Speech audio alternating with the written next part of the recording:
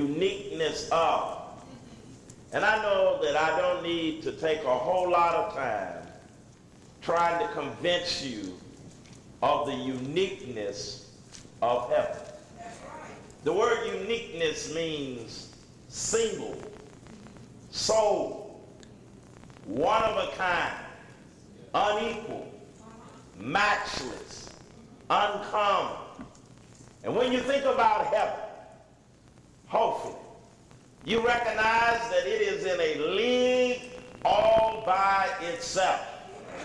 There is nothing else like unto heaven when you leave this life. Either you're going to make it or you're not going to make it. You're not going to be halfway there or in a place almost like it. And we're talking about heaven. And I believe that in the church that we need to sing more about heaven. And we need to pray more about heaven. And we need to talk more about heaven. We need to encourage one another when we see each other that our heads are down, or when we see that we're getting caught up into habits that we ought not to be caught up in. We ought to remind each other that we are on our way to heaven. And don't let something like this keep you from making heaven your home. When with the Savior we enter the glory land, won't it be wonderful there? Ended the troubles and cares of the storyland. Won't it be wonderful there? Won't it be wonderful there?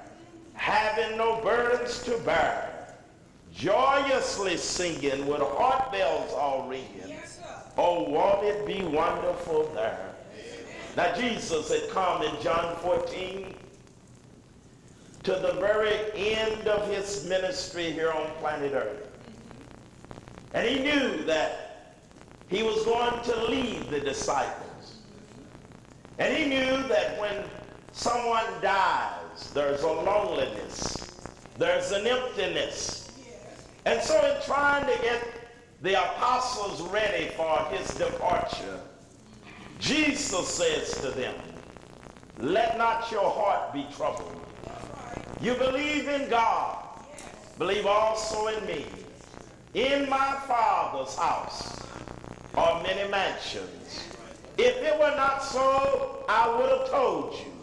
I go to prepare a place for you.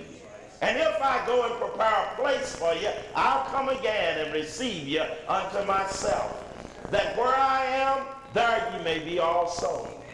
And you know, of all of the things Jesus could have told them, all of the things he could have said to Peter and Andrew, James and John, Thomas, Matthew, Philip, and Bartholomew, for James the Less, and Simon, Judas Iscariot, and Thaddeus, of all of the things he could have told them, the thing he told them is you got some control over your heart. And we need to be reminded of that. When you're full of anxiety, remember you have some control over your heart. The Bible said, let not your heart be troubled. Jesus said, I know you believe in my Father, and you have to believe in me.